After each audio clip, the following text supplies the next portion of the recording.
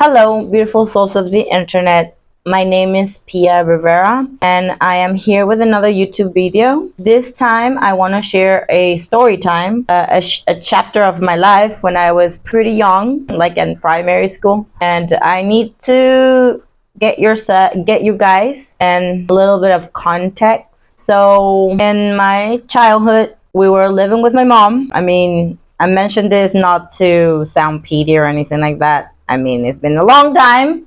It's not like I feel sad about it anymore. But my mom passed away when I was 16. Now I'm 37, a bunch of time ago. But yeah, when my sister and me, were living where we were pretty small. I guess I was like 11 or 10, maybe 11 or 10 years old. And my sister is like 2 years and some months bigger than me, older than me. So we were living just with my mother because my father and my mother got divorced like right away. They did not lasted married, not even 3 years. I think that they lasted 2 years and something married, basically just to have my sister and me, and that's it. So yes, we were living in Puerto Vallarta here, actually, where I'm currently in Puerto Vallarta. And my dad was in United States. He was living in United States, and my mom, my sister, and me were living here. My dad used to pay like child support. Nobody obligated him. He happily did it. Like, he used to deposit money for my mom, like monthly sort of amount, a good amount, let's say. And he used to cover like all the bills. We used to go to a private school, a very good one, like a private school. And if we needed to go to the doctor or any other like extra bills that he needed to pay, like, or any shortcoming that just he needed to pay for, he will go ahead and pay it, besides the money that he used to deposit for my mom monthly. And he used to deposit the money like in the beginning of the month. My mom, I love my mom. It's not my intention to talk down, or talk bad about my mom. I love my mom. I wouldn't be the person I am in this moment if it wasn't for my mom and my dad.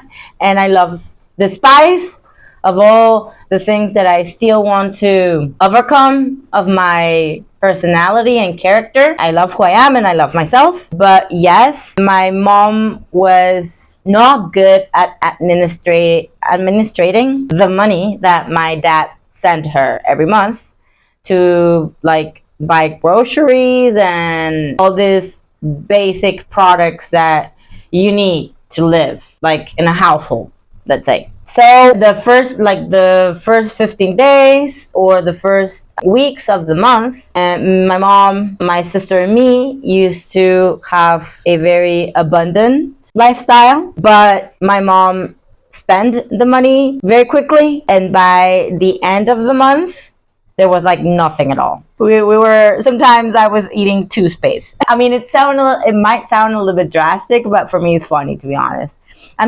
Because a lot of things of my past, I look at it as comical, to be honest. But yeah, on to the story. So sometimes it could, like, the last days of the month, there was like no food or very little food, and we had to wait like until my dad deposit money again.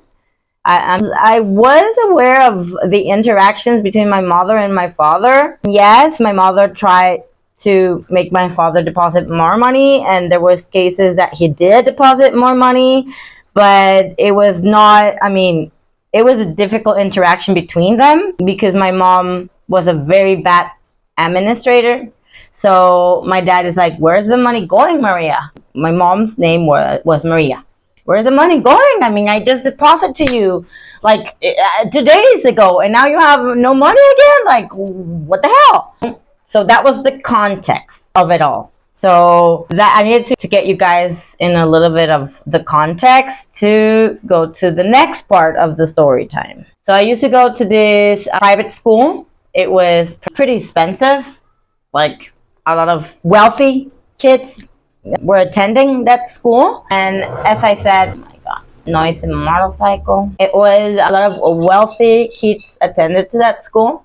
And as I said, the first days of the month, I would have all my school supplies in order, and I will have my lunch to eat at recess, all good. Like, my mom would have give us money to spend at school for food or whatever. So, but the last days, it was like I would have no lunch to eat, and I would just starve at school. And it was like, yeah, it was kind of not nice watching other kids eating their lunch, and I was like, oh my god, I want to eat. I remember that in this school, they had their little store inside the school where you can buy food, like you can buy sandwiches or lunch, like tortas. This is how you call it in Spanish, Mexico, tortas. That's like kind of baguette, but that's like Mexican tortas. And they had all kinds of things that you can eat, nachos, and I don't know how many other stuff you can eat, cookies and candy and whatever. And it was inside the school. So, but you couldn't like buy stuff with actual money in the tiendita, in the little store in school. You need to like go to trade real money for this fake money that they printed or scanned, copy. Printed or copy this money that made in the school. I mean, the school had their own money, let's say, like type of fake monopoly money, but branded with the school logo. So you needed to change your money for this kind of money, for this fake school branding money, and then go to the store to buy your food with this fake money. And no, you're not going out. So one day, my sister came up to me and told me that she had this very good idea, faking money, like copying the money from the school. Like, I was very good. I don't know how you say this in English, but reproducing unauthorized money from the school, because I was good at drawing, and she told me to copy the tickets, like the fake money from the school, so we can like print it out in a copy machine and basically, yeah, reproduce this fake money authorized. And we did it. And to be honest, like, I was a good kid. I never wanted to abuse of the fake money. I wasn't going wild with the fake money. It was just for the days that we actually didn't have nothing to eat at recess, that I used to spend. A ver, Rosita, give me a second. Ya, Rosita, abajo. So, as I was saying before my dog interrupted me or just distracted me, licking me. So I wasn't going crazy with the fake money that we reproduce unauthorized. I was just like, when the days that we didn't have like food in our house to bring lunch, or my mom didn't give us actual real money to go spend at the school, I will be using this fake money that we reproduce unauthorized to buy myself some lunch.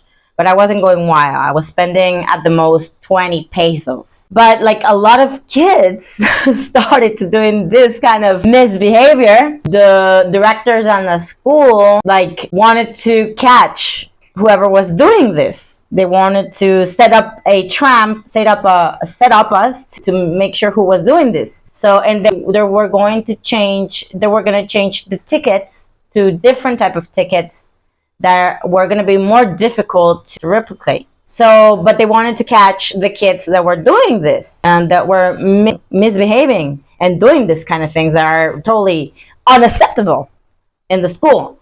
So, the directors of the school announced that since they were going to change the money, they were going to change the design, monopoly or fake money of the school, that they wanted us to bring all the money that we had storage in our houses, all the fake money of the school we had in our houses, so they can exchange it for real money, because they were about to change it for other type of printing money. of the school. So I remember that day I did not go to bed. I did not go to school. So, but my sister very intelligently decided that she was gonna exchange for real money 300 pesos, like 3 freaking 100 pesos in little tickets of 5 pesos. Because the highest amount that this fake school money had was 5 pesos. That was like the highest bill. So my sister took like, I don't know how many, I'm not gonna do the math right now, but she took like 300 pesos out of 5 pesos little fake bills to exchange it for real money to the school. So in that moment, they caught her, and obviously they knew that she was one of the kids that were doing this. And my sister, I mean, I was like in 5th grade. I mean, I was my age. I was older than the kids on my grade because like I was kind of behind on when it comes to primary school. But that I will save that story for later. And my sister was going to high school, so I was a primary student, a primary grade student, like 5th grade, and my sister was like probably in ninth or yeah, like ninth or 10th grade in high school. And when they caught her, my sister told them that it was my idea, that I was the one that was doing it. It wasn't her. Like, yeah, I was the one that was copying the fake money because I was the one that was good at drawing, but she gave me the idea. So she was the mastermind behind the criminal act, but I was the one that executed because I had the talent to draw the fake money. So she did not mention that she was the mastermind behind it, but she did mention I was the one like the one copying the fake money of the school. So I remember that the next day, the director of the school called me into the office to like talk to me about what the hell is going on. And I was frozen. I was like in shock, and I was like frozen. I was like, oh my God, like, what are they gonna do to me? I'm a criminal. I'm like the worst criminal in the world. What are they gonna do to me? And I remember, because it was not only me. There was another girl that was also doing that, and we were both at the office, the director's office, and she was just crying her ass off. She was like crying and crying because her dad was gonna kick her ass, and she was so afraid and so worried about her dad finding out what she did.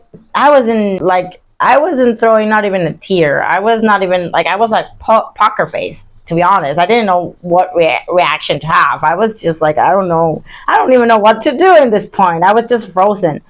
And I remember that the lady, the director of the school, the lady was in shock too. Like, she couldn't believe that I was the one doing this, because I had such a excellent conduct in the classroom. I've never fight. I didn't talk at the classroom. I was always obedient. My teachers loved me at the classroom. I mean, they had the best grades when it comes to mathematics and science and stuff like that. I mean, but I was a very well behaved classmate.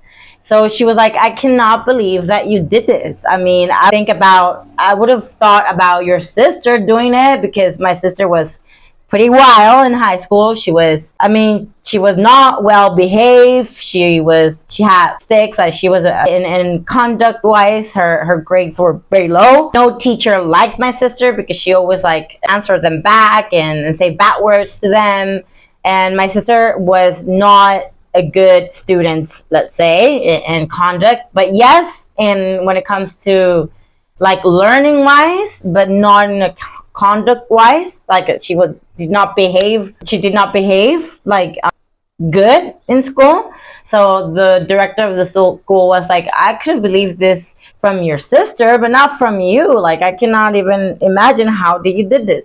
So that's like, I mean, I was like, I was afraid of the consequences afterwards. I don't know I don't remember if they called my mom. I think they did.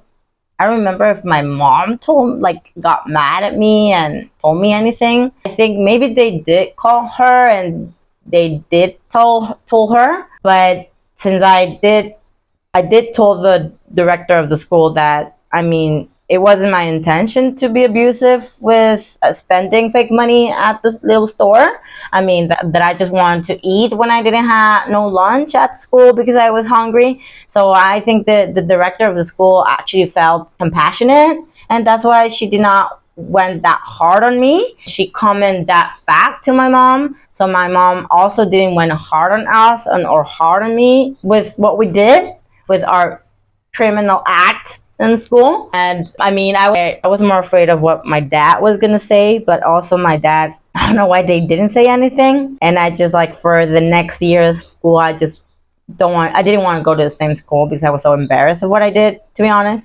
And I just like dropped out of that school and like entered to a different school, also a private school. That I will save another story time for that one too. But yeah, this is what I wanted to share with you guys about this that we did when we were younger, me and my sister.